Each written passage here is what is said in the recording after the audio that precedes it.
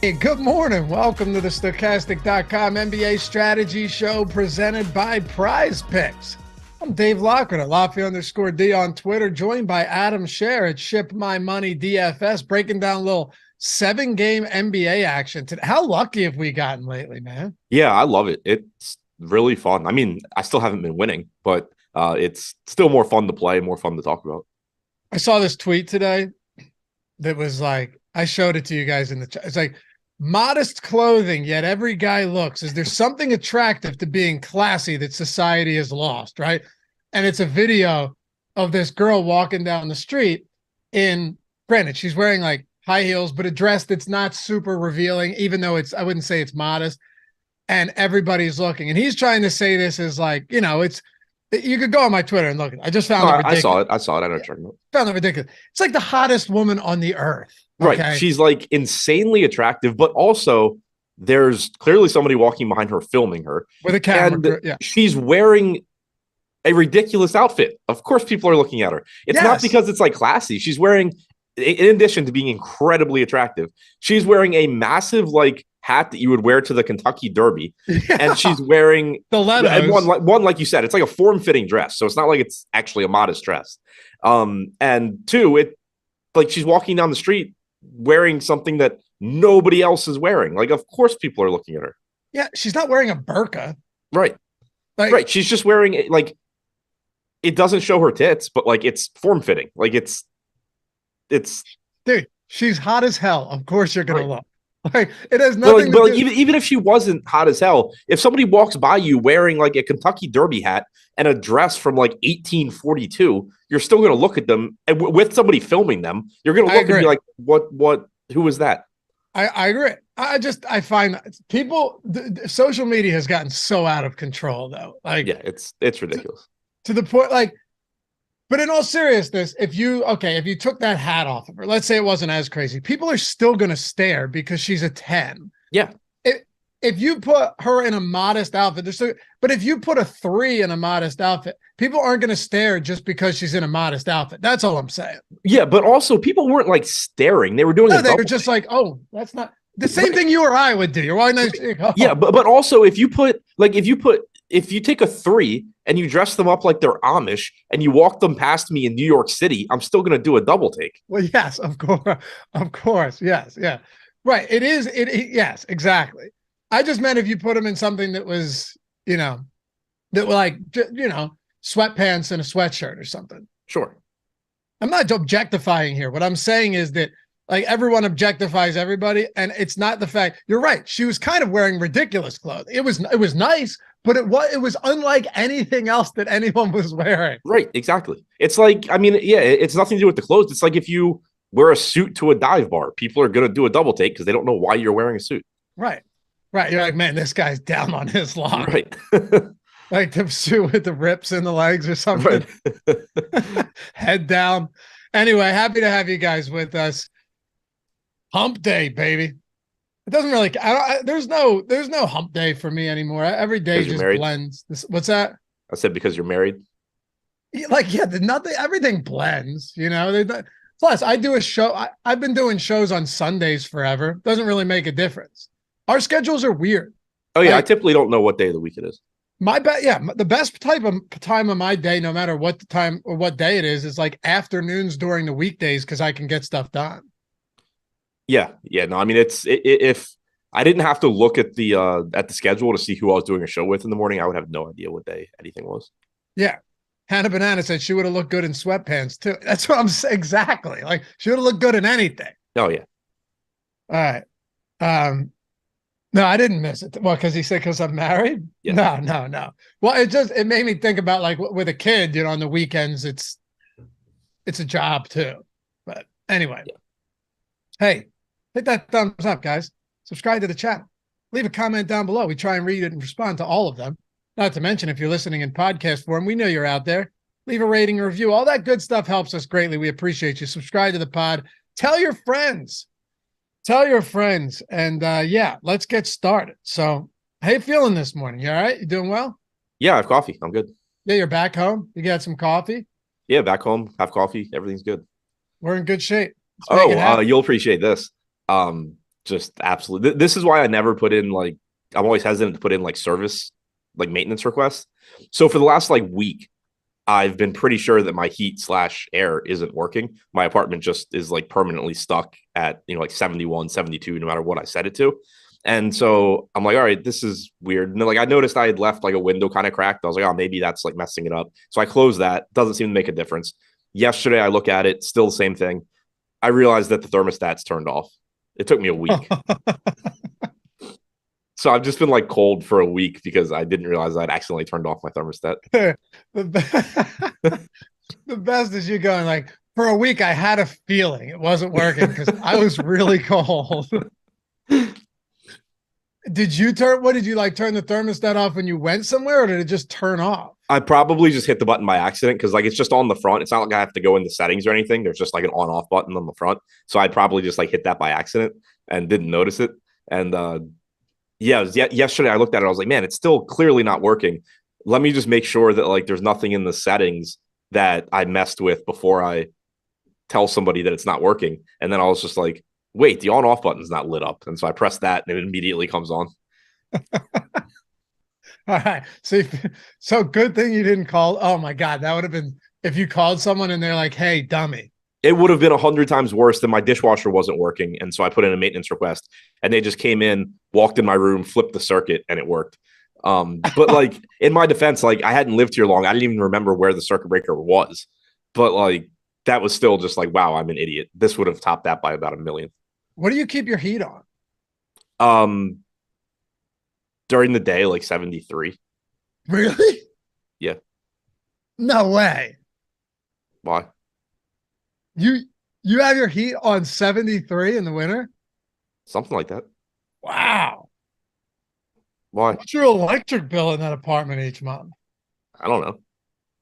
73 is wild, dude. What, high? Yeah, that's like top 1% of yeah. That's really high. Like I have mine set at 68 regularly. Comfortable. That's what I sleep at. 73, that's something else, man. There are people out there, like I know I used to have friends with parents where if you touched that and it was above like 68, they'd actually kill you. Yeah, no, I sleep at 68. I keep it at like 73-ish during the day. Yeah. You need to move around more, man. You won't be cold anymore. So for some reason, my office is colder too. I think it's probably because I always have like the shades down because like, but there's probably like a 5-degree difference between like my living room and my office. What do you keep the air at in the summer? Like 67, 68. Okay. All right. I got you. Yeah. I mean, even that, yeah, you're running your electric bill. I want to see your electric bill after the winter's over, dude. It's like, I was actually looking at it the other day. It wasn't anything crazy. I mean, really? I guess I don't know what crazy is like, but it wasn't like in terms of like just raw amounts of money. It wasn't anything crazy. You didn't go, oh my God, is what you're saying. Right. Yeah. Right. Like there's a chance that it's 3 times higher than like it should be, but. Right. But yeah, exactly. All right. Well, let's get into some basketball here. We got Memphis and Miami. Grizzlies 4-point dogs on the road, 219 total. Just out of the gate, still no John Morant. He's in like what, Florida for counseling or something right now? Yep. Steven Adams is still out of this one. So just looking at the price points, Desmond Bane's salary's actually come down. The thing though about this matchup isn't to say that you can't get some good performances. Like Jaren Jackson is sub 8K. There are some prices that I think are exploitable at low ownership, but most of that low ownership is the result of, hey, you're facing a Miami team that plays at, a bottom 3 pace in the league. They have the 6th best defense. It's just not on paper a very good matchup that's going to bolster ownership across any of these guys. Yeah, that, and you've also had pricing come up. So that combined with the difficult matchup, you're just not going to get much ownership coming into this team. Desmond Bane's salary dropped a bit down to 8K. You still get a very high ceiling from him. Increased usage without Morant, increased playmaking opportunities as the backup point guard when Tyus Jones isn't on the floor. So still a decent price tag there, pulling 10% ownership. Jackson's salary dropped a bit to 7,800. You know the type of upside you get from him. This game is in Miami, so maybe doesn't get 8 blocks, but still plenty of upside there. Dylan Brooks' salary came up a bit. He's actually played well the last couple of games at low ownership. It's been nice to be over the field on him, but it's still the same player. He's going to shoot a good amount for his price tag, but he's an inefficient shooter, so pretty low floor there. Tyus Jones got a little bit less expensive as well. He's giving you typically 33, 34 minutes in competitive games, a little over a fantasy point per minute. Any of these guys are fine in tournaments, but none of them stand out as guys that you're really building around. Right, exactly. And on the Miami side, when you're looking at this team, they are 4-point favorites, but this game, what's the total in this game? 219. So low total. Not to say that that's the be all end all in a spot like this. You're still looking at Miami today. Kyle Lowry questionable, by the way. But I mean, early on, we have ownership going to Kevin Love, Tyler Hero sub 7K in this spot. That looks kind of appealing. I don't have a problem with Hero at 6,900 here. Butler 13%. And then you have Bam at 9. Outside of that, there isn't a single player getting 1% ownership today for Miami. Yeah, and I think that's pretty much how it should be. The Kevin Love ownership is seems kind of high to me. He projects well from a point per dollar standpoint, but we continue to see him not play in the fourth quarter. And it just always scares me going to somebody that you're expecting to play like 20 minutes and they're popular, because realistically, there's only so much you can do in 20 minutes. Like, let's say he gets a fantasy point and a half per minute. You're still talking about like 30 fantasy points, which is clearly good at 4K, and you're happy you have it, but it's not some score that like you absolutely have to win. And the downside, or I guess the upside, if you don't play that guy, is that he plays 20 minutes, scores 20 fantasy points, and you're just, is a useless play. So he's a good point per dollar projection, but I am a little hesitant just because of his playing time. That's not to say that he'll never play fourth quarter minutes again. He certainly could. And that's the risk, I guess, if you don't have Kevin Love, is if this happens to be the game he plays 24 or 25 minutes, you're probably in trouble. But based on the rotations we've seen from Miami recently, it's not, I don't love the ownership coming into Kevin Love, no pun intended, but Jimmy Butler, Bam Adebayo, Tyler Hero, those guys all look fine. Gabe Vincent's been playing a decent amount. He's 3,800, not getting any ownership. That's sort of interesting, but still not a very good point per minute guy, especially when he has to share the floor with all three of Butler, Bam, and Hero. All right, so let's talk about another game with a low total, 220, Philly, Cleveland. Cavs on the second of a back-to-back. We'll see what happens here. Jared Allen's been out for a couple of games with an illness. Donovan Mitchell was, he wasn't even on the injury report until yesterday afternoon, and then he got ruled out. So those are two things that we're going to have to pay really close attention to, because it's definitely possible that you could be looking at a situation where somebody like Karis LeVert plays, close to 30 minutes and then you're getting, or gets additional run, and then Lamar Stevens gets another start. So we'll keep an eye out for that. That's why you got Live Before Lock and Deeper Dive tonight. We're just setting the ground for you, laying the foundation. But for Philly against this Cleveland team, as it stands right now, how does someone like Joel Embiid get prioritized for you on this slate? Yeah, it's Embiid. It's like, you're obviously always going to be happy to get there. He's an expensive center, which always keeps the ownership in check, but more than happy to get to him. Not a good matchup against Cleveland, but depending on, do we have a status on Jared Allen yet? No, he's still second of a back-to-back, so I'm not sure we're going to have much, Yeah, I just didn't know if I couldn't remember what his injury was. I didn't know if he'd just been ruled out for multiple games. Yeah, it's an illness. Oh, okay. Yeah. So if Allen's in, the matchup gets worse. It's not a great matchup either way, but certainly worse if Allen is in. But either way, it's his eye. It's his eye. Okay, yeah, but nothing on if he's going to play today. So either way, not a great matchup. Worse if Allen's in, but still happy to play Embiid. Like, he's clearly a dominant offensive player and has a very high ceiling. Okay. Not a great matchup. Jose said there's no sound. Unmute it. Unmute it. Yeah. Yeah, with Cleveland, though, it's weird because, like you said, if Allen plays, then that changes things. If Mitchell's out, then you've got Darius Garland. We've seen plenty of instances with Donovan Mitchell out in the past. Yesterday they got that road win against Charlotte. Garland played 28 minutes. And by the way, this was because the game was out of hand. Mobley didn't come back. Mobley came back, or the bench emptied with the fully emptied. Yeah. Wow. Okay. I mean, most of the starters didn't even play significant minutes at all in the fourth or at all altogether. So Like these guys were on pace to play huge minutes again if this game was close. Yeah, for sure. And you should get Donovan Mitchell back today. I think if he's back, that cuts into Darius Garland, cuts into Mobley a little bit, makes Karis LeVert not as appealing. So that status matters. Jared Allen's status matters, but still a lot of playing time here. Darius Garland at 7,600 is going to look good even with Mitchell. He just looks even better if Mitchell's out. Mobley looks fine at 8,100. He'll look better if Allen is out. Allen at 6,400 would look good if he's in. Okay. What if they're all in? Garland still looks good. Allen still looks good. Mobley and Mitchell don't look as good as Garland and Allen because of pricing, but they're certainly still playable. Okay. Would you see any priorities from this game if Mitchell and Allen are in? Not in the sense that like you're playing them in like 60% of your lineups or anything, but $7,600 Garland and $6,400 Allen would both look really good.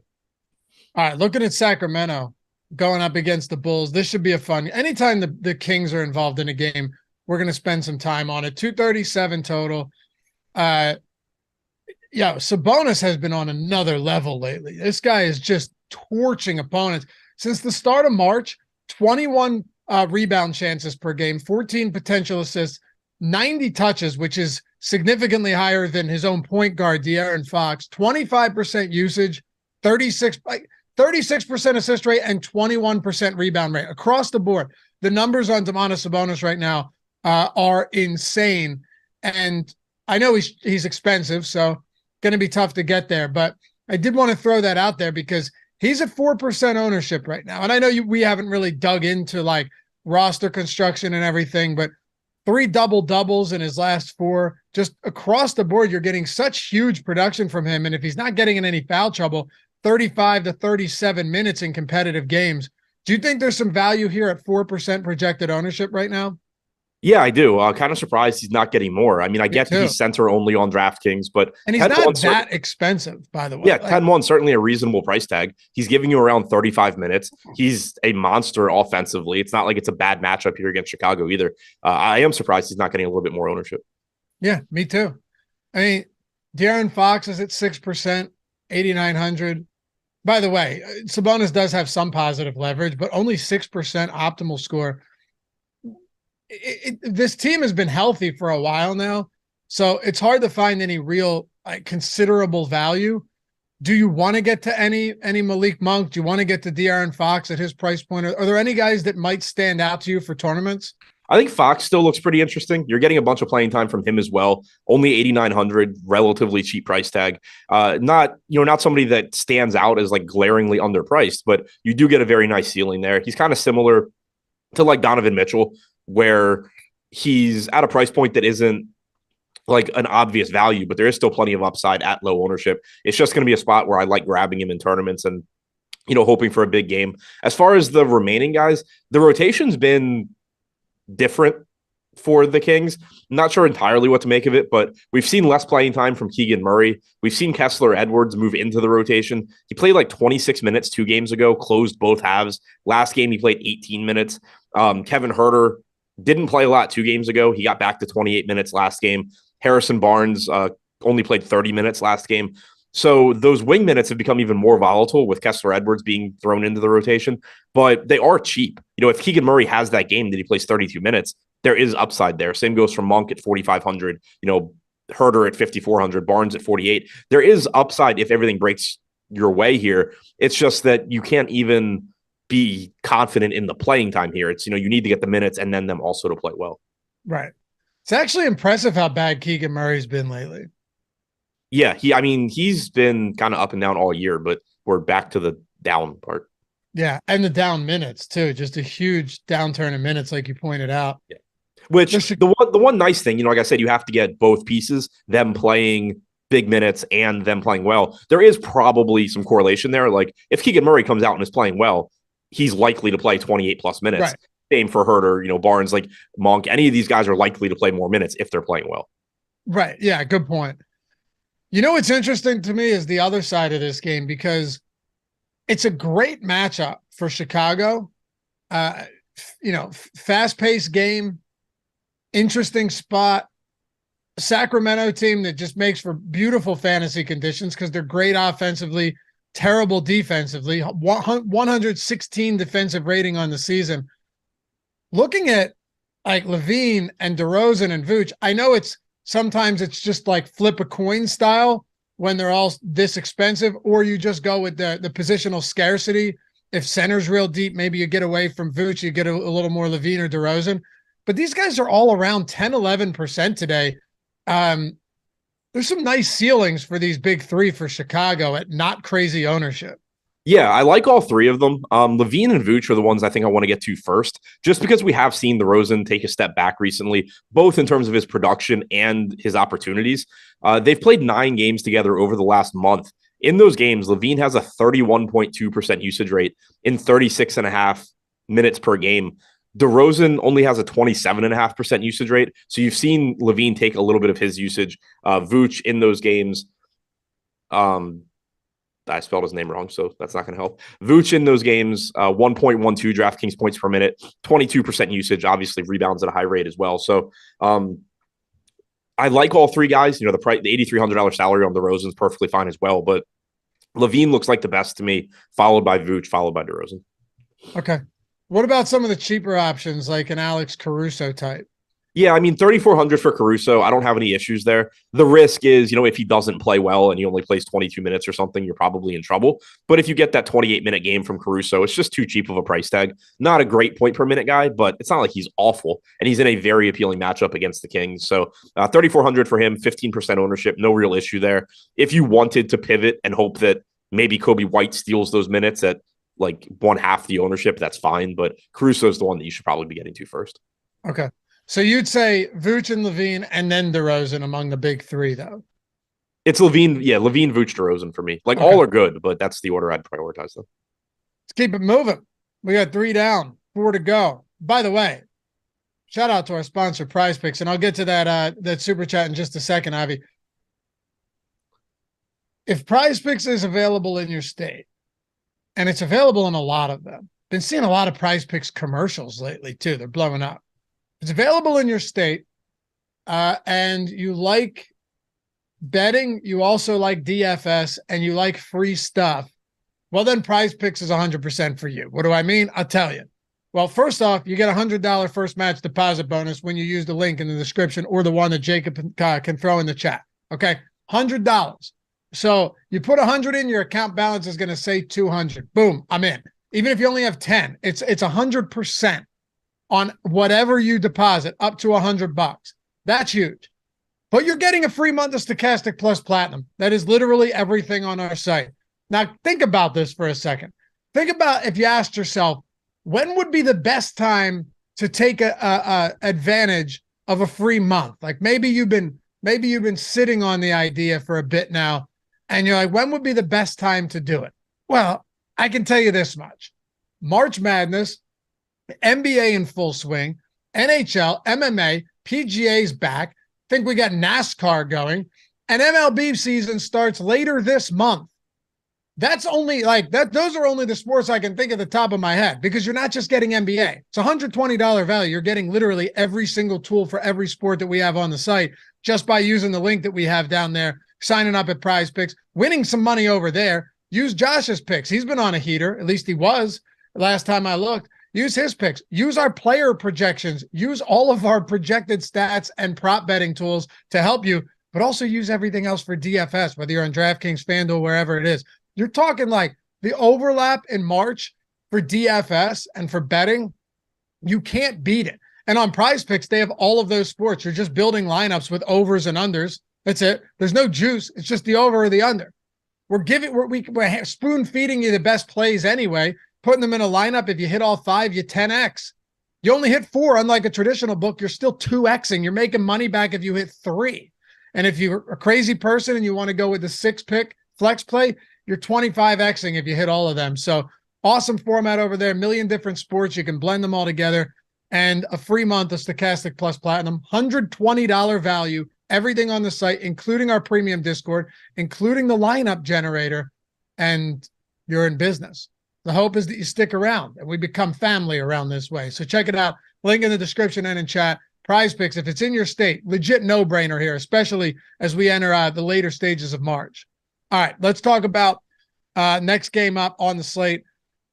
We got Boston and Minnesota. So Boston traveling to Minnesota.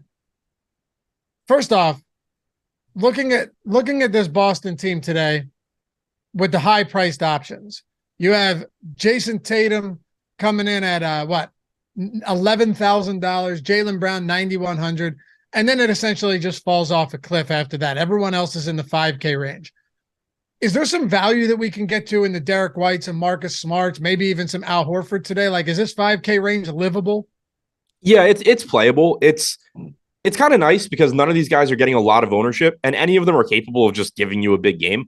On average, you're not expecting it from anybody, but when you get a $5,400 Derek White or a $5,500 Horford or a $5,400 Smart, like if this game's competitive, you expect the minutes to be there for all of these guys, and they're all good enough that they can have a big game against Minnesota. You can add Malcolm Brogdon to that as well. It's sub 1% ownership at 5,800, with the potential to play 28 minutes.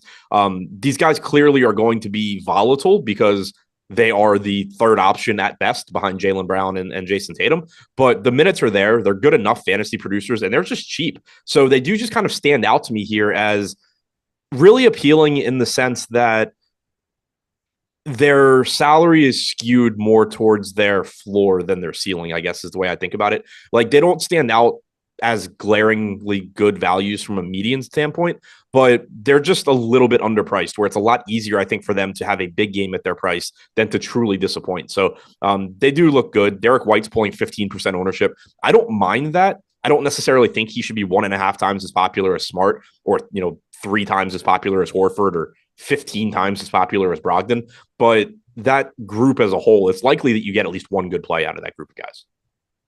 Didn't anticipate Josh being in chat rattling off Taylor Swift lyrics today, but yeah, that was a good that was one of the better things Josh just said in chat.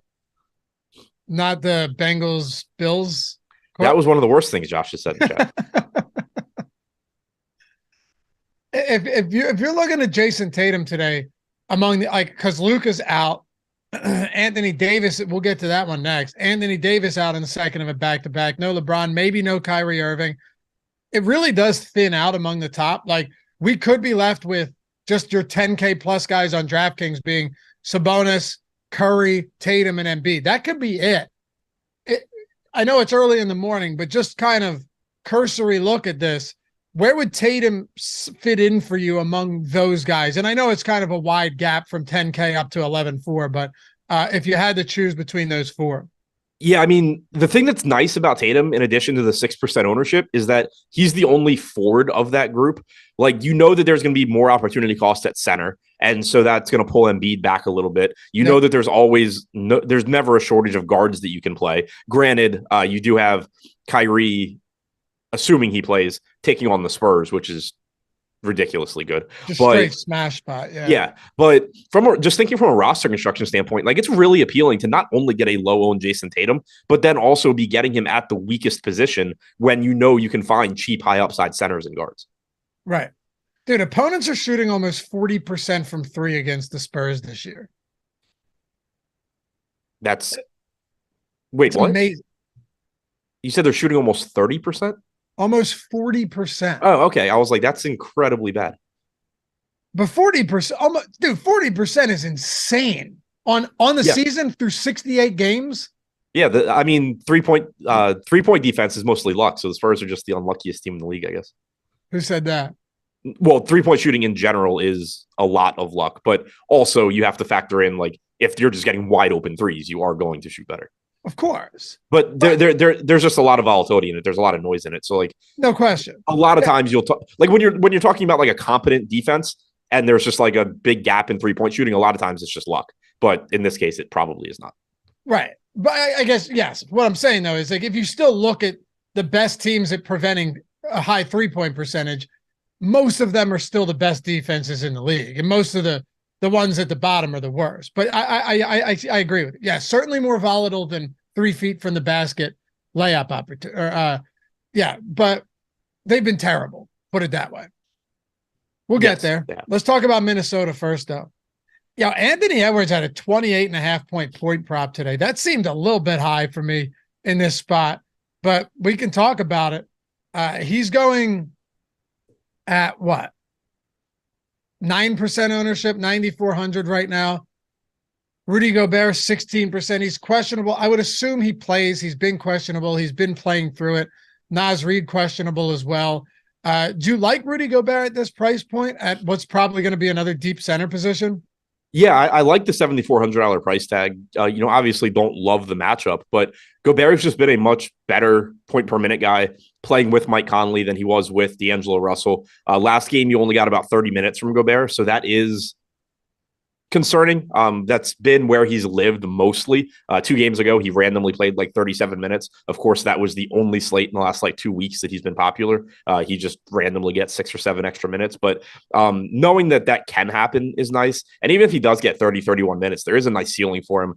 16% ownership is probably a little aggressive considering that his playing time definitely does skew towards just being around 30 minutes. But I do like the upside there. I like the way that he's produced since Mike Conley came to this team. Do we want to look at anybody else for Minnesota today? Edwards is always fine if you get there. Nothing really stands out. Not a great matchup, but certainly somebody that's going to get plenty of opportunities at their respective salaries. I think, or at the salaries and ownership. I think I'd rather get to Jaylen Brown on the other side of this game, but Edwards certainly gives you a nice ceiling as well. Kyle Anderson's been playing out of his mind, but he is up to 7K now in a tough matchup, so that's going to be pretty difficult to get to, I think. I think Gobert is probably the first piece, followed by Edwards, followed by Anderson. Let's talk about the Lakers in Houston. This should get fun. Hit that thumbs up, too. Hey, 23 away from 100. We got over 400 people watching with us this wonderful morning. So take a single second. Show some love around here and atone for your sins. You've seen chat mention it already. They're ahead of me. Always are. Atone for your sins. Bow down before the YouTube overlords. Help us out here. We could use it. So yesterday, it was just a straight rout. The Lakers over the New Orleans Pelicans. That game looks closer in the box or in the final score than it was. It was like a 30-some point game at halftime. But Malik Beasley at one point in the first half, Adam, was 7 for 8 from 3. I could not miss. It's funny, though, because when you look at the usage in this game, it goes back to kind of what we were talking about yesterday. Russell still got up 15 shots. He was still pacing 35 minutes. He came out with like a minute and a half, 2 minutes left in that game. 30% ownership right now against Houston. I don't know if that's enough at 7,700 today. Do you think it's too much? So it kind of depends how you want to view this, I think. I think it's too much in the sense that he's not 30% to be like in the optimal lineup, but I think it's fine in that you're not actually building the optimal lineup, and you can find other spots to differentiate. So it's sort of like the Darius Garland play yesterday, I think, to some extent. I ended up not getting as much Darius Garland as the field, and I wasn't sure that I liked it because obviously I wanted to play a lot of Garland. But on the other hand, there's always so many good guard plays that when you get these really popular guards around 8K, there's just going to be a lot of other places that you can save ownership and get a similar range of outcomes. So it kind of just depends, how you're building your lineup. D'Angelo Russell, to me, clearly looks like one of the best plays on the slate, given the great matchup against Houston. No Anthony Davis. He's playing normal, big minutes. He's a good fantasy producer. All of that looks really good, and certainly want to play him. If you wanted to make a case for not getting him, it would just be that there's going to be plenty of other plays in this range that also look good. No, I get that. I do. I mean, I guess, I don't know, maybe I jumped the gun there a little bit. It's just, you look at how good the matchup is. I know it's a second of a back-to-back, but I mean, whatever. I could kind of see this going either way for me when I build lineups where like either I just end up playing like 60% D'Angelo Russell or I end up playing like 15. Yeah. And the reason is because it really just comes down to what you're doing with the rest of your lineups. If you are eating chalk at other positions, there's just always going to be guards that you can pivot this ownership to and save ownership. But if you find relatively low on guys you like at other positions, then playing D'Angelo Russell makes a ton of sense. Right. So just looking through the rest of this team, you have Rui, who clearly benefits, right? Like, very obviously benefits from Anthony Davis's absence here. Malik Beasley at 18%. Vanderbilt, the thing with guys like Vanderbilt, though, like a Troy Brown, how much of that usage is really going to be deferred to them is the question. So just looking at the rest of this team, my guess is D'Angelo Russell sees immense opportunity today. And then I wonder, though, like, could it be possible that we just see this team go real small and Dennis Schroeder ends up playing 30-some minutes? He's at 0.1 ownership today, and he's already been a high usage guy since LeBron left. Yeah, I'm really curious to see what the starting lineup ends up being here. I don't really have a feel for it. Previously, when Davis was out, we got Mo Bamba starting, but Bamba's out. So I don't know if they're going to move Wenyen Gabriel into the starting lineup. I don't know if they're going to slide Jared Vanderbilt down and then move either Rui or Schroeder into the starting lineup. I don't know what they're going to do here. I think they could go a variety of ways. But to your point, this is still a team that doesn't have a lot of guys that can soak up usage. D'Angelo Russell, is going to get a usage bump without Davis. Malik Beasley should get more shots up. Dennis Schroeder, whenever he's on the floor, is going to need to take on more usage. Rui can take some, but like Vanderbilt's not a high usage guy. Austin Reeves is just never going to, never a high usage guy. Neither is Troy Brown. So there's only so many guys that really can soak up usage here. If Schroeder starts, that would certainly be a good sign for his playing time. I think that there's a good chance that one way or the other, he ends up in the closing lineup. So I don't love him at 6,300. I would rather be getting to like any of these Boston guards. Marcus Smart's $900 less. Derek White's $800 or $700 less. So I like getting to those guys first. But if Schroeder's starting, he's certainly going to look decent. Vanderbilt at 5,900. That price kind of scares me. Like, he got a price bump, and he probably plays more minutes here without Davis, and he did play 28 yesterday. But, again, you're just not expecting really increased usage because that's not Jared Vanderbilt's game. So I think he looks okay. Rui at 4,500 is interesting, especially if he starts. The starting lineup's going to say a lot here. I think one way or the other, D'Angelo Russell looks great. Malik Beasley looks pretty good at 5,200. But how much I'm interested in like Rui or Schroeder is going to depend on if they're starting. Yeah. Right. That's a good point. And Gabriel. I mean, if Gabriel starts, he's a $3,700 power forward. Yeah. So yeah, a lot more could open up on this team depending on what things look like. But I mean, yeah, going up against Houston, I don't know. There could be some good opportunities here for sure, potentially with lower ownership as well. I guess we'll see. And then, yeah, like on the other side. Fortunately, it's an 8:00 game, and the first game doesn't start till 7:30. So hopefully we get news on who's starting for the Lakers. Yeah. And then on the other side, Şengün is questionable. So if he doesn't play, we saw the lineup last game, Tari Eason, Jalen Green, Kenyon Martin, Jabari Smith, and Kevin Porter Jr. That was your starting lineup in that game.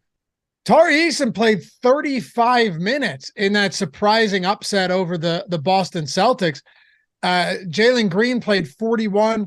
Understandably, this isn't something that you should expect to happen every game for all of these guys. But if Şengün is out, Tari Eason at 5,300. By the way, I know that on a per minute basis, he was terrible last game. I mean, ultimately, he was just bad overall. Yeah, slightly different matchup against the Lakers. Yeah, exactly. Without AD too. I mean, you're throwing in a depleted front court. I still think 5,300 if Şengün sits would be pretty interesting if he's going to come out and play like legit starter minutes. Yeah, I mean, I really like this team with or without Şengün. It's just a matter of who you like. Şengün at 7K flat. Perfectly fine play if he's in, only pulling 3% ownership. I know it's been talked about a lot that, because Şengün's playing time has been inconsistent recently, and people just like immediately come to the conclusion that it's because Houston's tanking and so they're not playing anymore. But it's been a combination of foul trouble, blowouts. All you have to do is look back at this most recent Houston game. Obviously, Şengün wasn't in, but they played Tari Eason 35 minutes. They played Green 40 and a half. They played Kenyon Martin 40. They played Jabari Smith 36, and they played Kevin Porter Jr. 38 to pull out a 2-point win over the Celtics. This team's not tanking as far as like just taking minutes away from guys. So if Şengün is in, if he avoids foul trouble, he's likely giving you 32 to 34 minutes at 7K. That's going to look, appealing. Kevin Porter Jr. at 7,200 playing big minutes. Jalen Green at 7,100. They both look good. KJ Martin's only 5,200. Even coming off the bench, Tari Eason at 5,300 becomes a lot riskier, but he still has a path to upper 20s minutes because if any of Jabari Smith, KJ Martin, Alperen Şengün get in foul trouble, Eason's getting more minutes now that they're playing him alongside Smith more. So I would actually like him in tournaments at 5% owned if he's coming off the bench. If he starts, that ownership certainly comes up, but so does his projection. So he'll still look good. Jabari Smith at 6,800 has been playing really well and playing really big minutes. If Şengün is out, that should benefit Smith too, because he'll get more minutes at the 5. But I really like this Houston team, both the guys that are getting ownership and some of the guys that aren't. Yeah, no doubt. I love both starting point guards in this game. I mean, Kevin Porter Jr. in this spot, 7,200 is a nice price point on him, even though he's come up a little bit. The guy's a strong enough per minute guy. Like you just said, 38 minutes too against Boston in regulation. This game has a lot of intrigue on both sides, and it could change. It could change depending on the Lakers starting lineup, depending on Şengün's status. There's a lot that could change here. So stick around for deeper dive and live before lock. That's going to be a big one. Anything else you want to hit on here with Lakers or Houston? Nope. Just love this game. Yeah, it's a great game. Dallas and the San Antonio Spurs. So Luka's out. Christian Wood is questionable. Tim Hardaway Jr. is questionable. Kyrie Irving is questionable. So right now, who the hell knows what's going to happen? Like they scored 88 points last game, Adam. Remember we were talking about how dreadful this defense or offense is if you take Luka and Kyrie, like there's nobody. 88 points. Hardaway was 2 for 10. I think he left and came back. I think he got banged up and came back. He was awful, though. What's that? He did. He was also awful for all of it. Terrible. Yeah, shot 2 for 10, finished with 5 points. If Irving's in, you just have to assume that usage is going to be through the roof. If Irving's out, and who the hell knows what's going to happen with Hardaway, this could be the lowest scoring team of the season if you're relying on Jaden Hardy and Reggie Bullock and Josh Green to get you there. It's going to be wild. I mean, it'll be wild to find out who wins out or who loses out when you have an offense running through Reggie Bullock and Josh Green going up against the Spurs defense. That's a good point. I think I might still lean Spurs defense. Yeah. There's going to be plays to like here. I mean, if Kyrie is in, it really limits what else you want to get to from this team. But 10-2 for Kyrie playing the Spurs with no Luka, assuming he's not limited, is going to look really, really good. If Hardaway's in at 6,600, he looks fine given the matchup, but there are going to be plenty of plays that you can get to that look similar to him. Other than that, nothing would look that good. You know, Josh Green's up to 5,700. You're not going to be that excited to get to him if Kyrie is in. Christian Wood just hasn't been getting the minutes. He's also questionable, but 6K center, that's going to be a tough one to get to. Maxi Kleber, 3,600, power forward eligible. Sure, you know, like you should get mid-20s minutes from him in a good matchup, but it's not like he's a great point per minute guy. It's if Kyrie is out that this really becomes messy because you expect more production from Tim Hardaway in that case.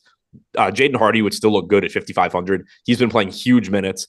He's one of the only guys capable of playing offense on this team if Kyrie is out. And I think he would look great, actually. I think so too. Like he's not the same. Like when he was 4K, it was just very, very easy to jam him in everywhere. 5,500, he's still going to look good just based on how many minutes we've seen him getting recently. And the fact that, again, like there's not many guys that they can replace him with in terms of the rotation because he's one of the only guys that can score on this team if Irving and Hardaway are out or even if just Irving's out. So Hardy would look really good if Irving's out. Green would look better if Irving is out.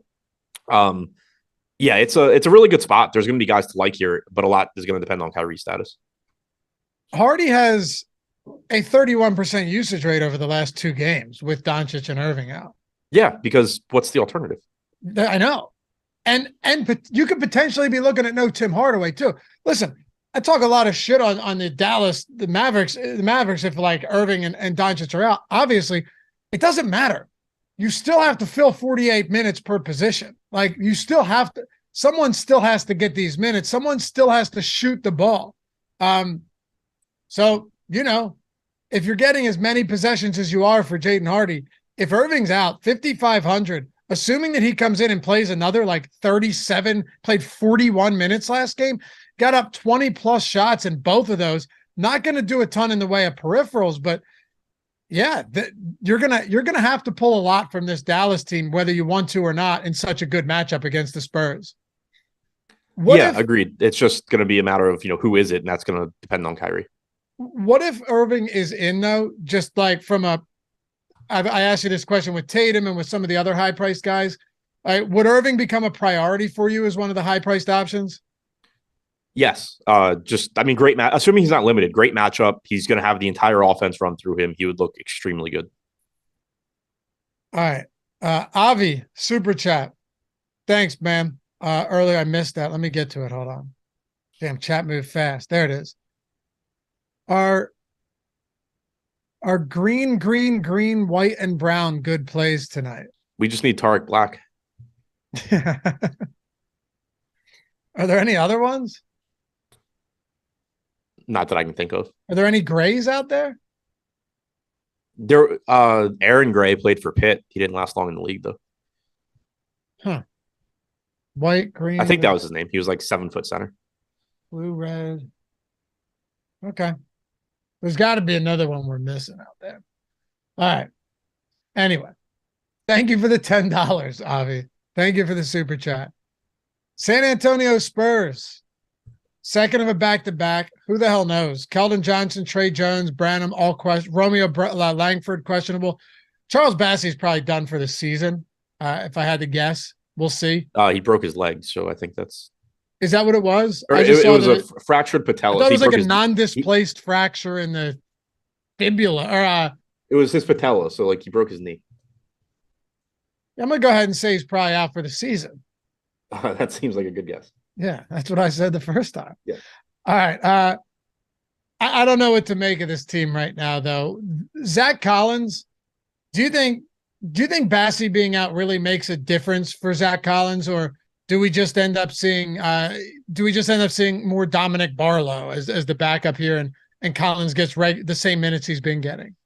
I think you see Mamu as the backup. You think so? Okay, so yesterday, Mamu just backed up Bates Diop the entire game. Barlow came in and got all the backup minutes for Collins after Barlow's a guard, though. What? Barlow's a guard. Oh, wait, hold on. Who am I? No, you're right. Like it was Barlow, but Barlow is. Oh yeah, right. He came in for him, but wasn't not at the center position. So okay, so Mamu was playing all of those center minutes then. You're right. Barlow is 6'9", so maybe that is the route they were going. But Mamu was in there for most of those minutes. You had a stretch where it was Graham, Diop, Vassell, McDermott, Barlow, which is just, I guess, like a smallish lineup. But either way, I think that Zach Collins is going to look pretty much the same, where you're getting 28 to 30 minutes from him. I think you're going to see Mamukelashvili's minutes solidified here. Maybe Barlow's in the rotation. Barlow's listed as a power forward. Is he? I thought he was a guard. But yeah, he is 6'9". Yeah. He's small forward, power forward. Right. Okay. Look, like you said, it could have just been that Mamu was getting the center minutes but it was like a 1-for-1 sub with Collins the couple times that he came in, so I wasn't sure. But either way, Zach Collins coming off a monster game. I mean, looked excellent yesterday against Orlando. He's playing pretty well. When does Collins get to a price point where we pump the brakes? I think he still looks pretty good here, except we don't have him projected in. We don't? Am I missing something? Not that I know of.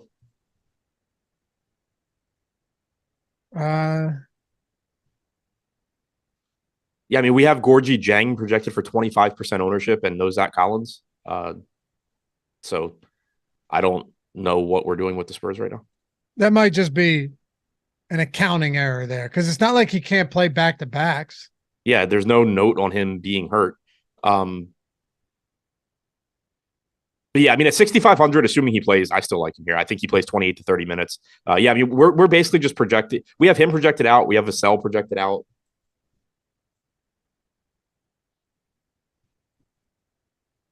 Yeah, let me hit them up just to make sure. McDermott projected out. Sohan projected out. We have half this team projected out, and we don't have any news on them. Right. All right. So, I mean, is there even much? Forget about ownership projections. It doesn't even matter right now anyway with all the questionables for the Spurs. Is there anything right now that you can glean from what we're dealing with this team? Like if these guys play, then they look a whole lot less appealing. But a lot of value could open up here for sure, especially against this Dallas team. Yeah, it's kind of like the Dallas side. There's gonna be plays that you like here, but we do need a Spurs injury report. Keldon Johnson was out yesterday. If he plays today, he's 6,700. He's going to look good. If Vassell plays at 6,600, he looks fine.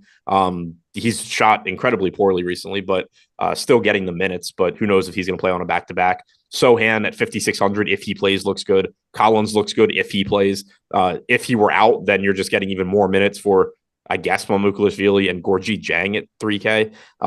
Devontae Graham, if anybody is out and he stays in the starting lineup, looks good at 5,300. We don't know if Trey Jones is going to play. There's no real way to talk about individual players on this team, but there is a very good chance that no matter how this news breaks, you do end up with good plays from the Spurs. It's just a matter of who it is. Right, exactly. Ready to wrap this one up? Yep. Let's do it. We got Golden State, LA Clippers. By the way, appreciate you guys getting us over 100 likes today. Figured we'd get there. Also, if you were to expand the description, you're looking to get in, say you can't play PrizePicks or you already are on PrizePicks and you're like, damn, was looking for that free month. Well, we got a ton of everything else too. 50% off any weekly Stokastic premium subscription or monthly, by the way. That says weekly, but it's or monthly. That's anything for any sport. All the tools built by some of the best DFS players out there, like Steve Buzzard, always helping to maintain those. Just hit 200K the other day. Sean's on, of course, Alex Baker, Awesemo himself, and so many, like Eddie, you see him behind you hear about Eddie Lai. You don't know Eddie. You just know that he wins a lot. Ownership, player projections, top stack tool, boom bust tool for basketball, baseball, top stack tool, and top pitchers tool are some of the greatest tools you'll ever find. But for everything else, March Madness is coming up. You want 50% off everything, whether it's just a week or the month or just one sport. We got you covered down there in the link. We can throw that into in the chat as well. Also, if you're saying you're trying to use the lineup generator, but you don't want to pay for everything, $4.48 for the first week on that. Literally, if you're playing $2 a night, it's going to cover itself. Even if you don't like it, you've paid less than $4.50. You spend that in your sleep. You can swap players in and out. You can upload everything to CSV. You can discard the lineups you don't like, keep the ones you like. It's optimized for mobile, lock players, swap players. Get tournament lineups or cash game lineups. Yeah, it's awesome. It's awesome. And it's less than $4.50 for the first week. So I think you guys will enjoy it, especially those of you who might not have a ton of time throughout the day to research and constantly be digging in the numbers and tweaking projections and everything. This does it for you. It's already tossing out all the bad lineups and only giving you the lineups that it's projecting to be at the top of the leaderboard every single day. So check it out. That's $4.48 a week, or you could just do 50% off everything for a week or for a month. Links down there in the description. Super easy to find. You can't miss them. And in chat as well. All right, let's wrap it up. Golden State and the Clippers. I ask you this, I feel like every single time. Have we heard what's going on with Wiggins yet, or is this still like just completely under wraps? No, I haven't heard anything. Whatever it is can't be good, but haven't heard. Right. But like I just try and rack my brain. What could keep him out this long? And then they're saying maybe he'll be back by the end of the season. Yeah, that's the part that sounded like really dire is like, we hope he's back by the end of the year. Like, yeah. I don't know. I'll keep asking questions. Anyway, Golden State Warriors on the road against the LA Clippers. Warriors are 2.5-point dogs, 235 total. No Wiggins. Kuminga has been upgraded to probable for this one as well. So pretty standard procedure, standard operating procedure for the Warriors today. Not a whole lot changing outside of Kuminga coming back into the rotation. Yeah, and Kuminga coming back does, mess up that center rotation with Kevon Looney. You got 27 minutes from Looney last game. Not likely to play that many minutes here. Not somebody that you're frequently targeting all that much in tournaments anyway, but Kuminga returning certainly makes him look a bit worse. This does look like a decent tournament team. No guys that really stand out. Draymond's the only guy on DraftKings pulling double-digit ownership, and that's just because he's a very reasonable 6,100. He's just going to work as a last piece in a lot of lineups, and that's perfectly fine. But you're getting a 5% owned Steph. I understand why the ownership's as low as it is. If Kyrie is in, you're going to prefer going to Kyrie against the Spurs at a cheaper price tag, but you still get a very high ceiling from Curry. Klay Thompson, shooting guard, small forward, 7,500, only pulling 4% ownership. That one's really interesting to me because You get the best positional eligibility. You get a guy that's capable of just getting hot from three and putting up a massive game. And his price tag is down about $1,000 from where it was, a week or a week and a half ago. So kind of surprised he's not getting a little bit more ownership. If I went to, I think I would go to Clay before I get to Curry here, just because he's a little bit easier to get to position-wise and salary-wise. But they are similar plays in that they don't stand out as, top options, but they both have very, very high ceilings at very little ownership. All right. Well, made good time today, man. Not bad for a 7-game slate. No, not bad at all. Not bad at all. Plus our intro to the show was like 10 minutes, so I'm even more impressed by it. LA Clippers, Kawhi Leonard, Paul George. Those are the only two guys pulling any ownership today. Not a massive surprise. Looking at the boom bust tool. By the way, that's included in the free month if you're going through PrizePicks or if you're getting 50% off. Boom bust tool, critical tool for your everyday process, is included in all of that. They all look like they're pretty much owned where they should be. 20% ownership to Kawhi, 18% optimal, 15% ownership to George, 14% optimal. I don't see anything that's jumping off the page at me. Do you see something I'm missing here? So I like Kawhi and George. I think they're clearly the two top options here and the only two guys that I would really feel good about. Don't sleep on Zubac at 5,300. He's played 27 minutes in each of his last two games. He seems to just be ahead of Mason Plumlee in the rotation. We didn't know how that was going to play out, whether it was going to just turn into, like a straight 24-24 split. Was it going to be even less than that? And they closed with small lineups with Marcus Morris at the 5. The last couple of games, we've seen Zubac in that closing lineup. We've seen him get 27 minutes while Plumlee gets 20 last game, 16 the game before that.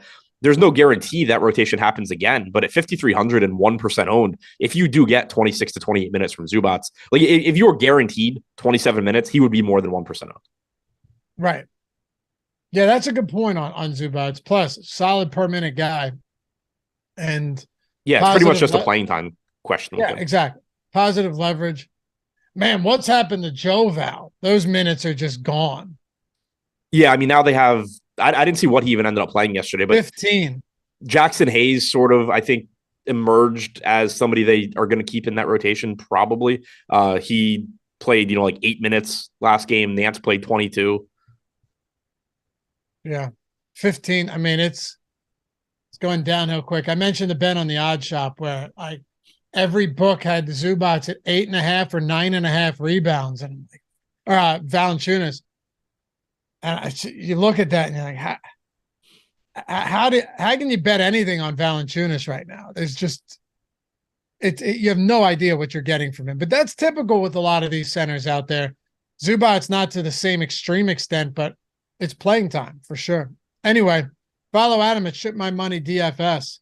Follow me at Lafayette_D. Shout out to Jacob for producing this one. You back on the deeper dive tonight, right? Yeah, with I think Josh. Okay. 5:30 then, I assume. You said 7:30 is first game? Yep. Yeah. All right. So don't go anywhere. Live before lock, deeper dive, all that good stuff coming up. Links to everything in the description. Appreciate you guys hanging out. We'll catch you back here tomorrow on the NBA Strategy Show. Peace.